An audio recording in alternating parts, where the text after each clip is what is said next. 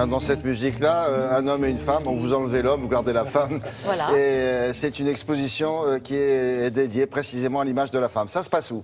Ah, ça se passe dans un bel écrin pour parler de la femme. Ça se passe dans un château baroque viennois, le Belvédère.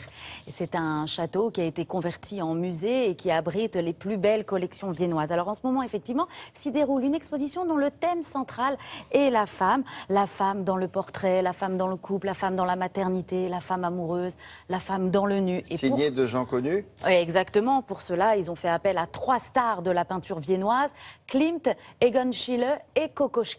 Alors pourquoi est-ce qu'ils ont fait appel à ces hommes? Parce que ces hommes, leur peinture date du début du XXe siècle et ça correspond, si vous voulez, à un changement de statut social de la femme. Les mœurs commençaient à évoluer, c'était même une amorce de l'égalité homme-femme. Il y avait la libération sexuelle qui s'amorçait également pour les hommes et pour les femmes. C'est timide, hein, on en est encore au début. Alors, j'ai pas envie de dire que c'est timide parce qu'il y a toute une partie de l'exposition, William, qu'on n'a pas pu filmer. Ah, pourquoi? Trop érotique, trop indécent. Ah oui, mais là c'est privé. Ouais, oui, d'accord. voilà, Oui, c'est quand même exposé. Et alors, justement, ces 3 peintres nous offrent leur vision particulière, une vision sublimée, tendre, amoureuse et parfois sombre de la femme regardée.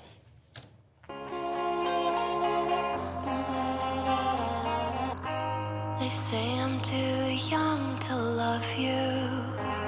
I don't know what I need. Cette exposition réunit pour la première fois 3 artistes viennois de renom. Gustav Klimt, Egon Schiele, Oskar Kokoschka.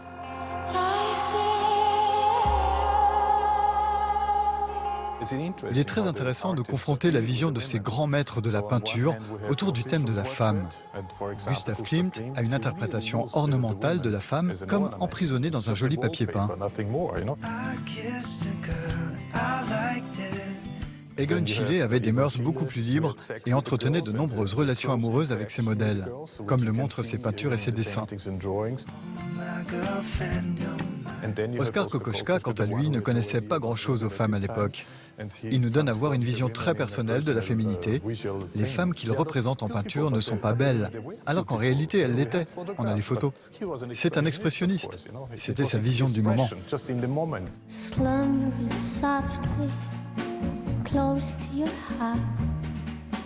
Gustav Klimt était le plus âgé d'entre eux, une sorte de figure paternelle pour les jeunes. Il était un exemple à suivre, un maître en la matière. Schiele et Kokoschka ont bien sûr été influencés par ses œuvres et notamment la vision que Klimt avait des femmes si sensuelles et romantiques, une vision qui a contribué à son succès. Schiele a d'ailleurs tenté d'imiter Klimt. Egon Schiele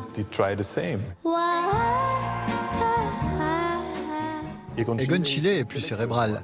Tout est intellectuel dans sa peinture. La composition, la proportion des corps, il avait tout ça dans la tête. Et puis il peignait. Gustav Klimt, au contraire, peignait ses tableaux avec beaucoup de nonchalance. Il était comme ça. La sensibilité était au cœur de son travail.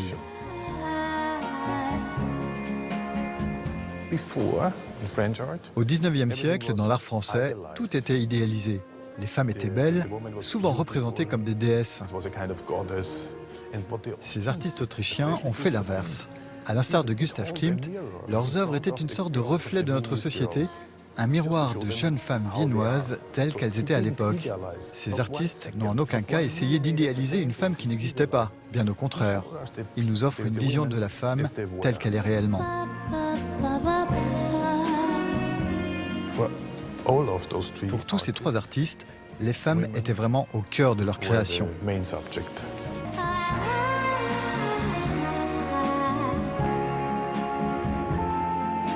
Ça va, elle était habillée. Sinon, le reste, c'est très érotique. On est bien Très d'accord. érotique, mais c'est juste une pièce consacrée justement à l'érotisme féminin. On peut dire ça, c'est jusqu'au 28 février et succès garanti. Hein. Il y a énormément Si de vous monde. passez par Vienne, hein, sinon... Pour Exactement. conclure ce bloc-notes, avec Fred Gersal, on va parler de la conquête spatiale. Mais certains d'entre vous ont appelé pour dire les images que nous avons vues de Marina Vladi. Elles sont extraites de ces DVD-là. Qui sont chez Gaumont, voilà. Toi, le venin, les salauds vont en enfer, et crime et châtiment. Vous voulez montrer de face, ça sera peut-être plus facile. Alors, il y a quoi? Allez, alors, les salauds vont en faire, crime et châtiment, et toi le venin. D'accord, voilà. ça ressort. Parfait. Merci beaucoup. Merci Donc, avec Fred Gersal, intéressons-nous à la conquête spatiale. Pourquoi? Ben, ça fait 50 ans.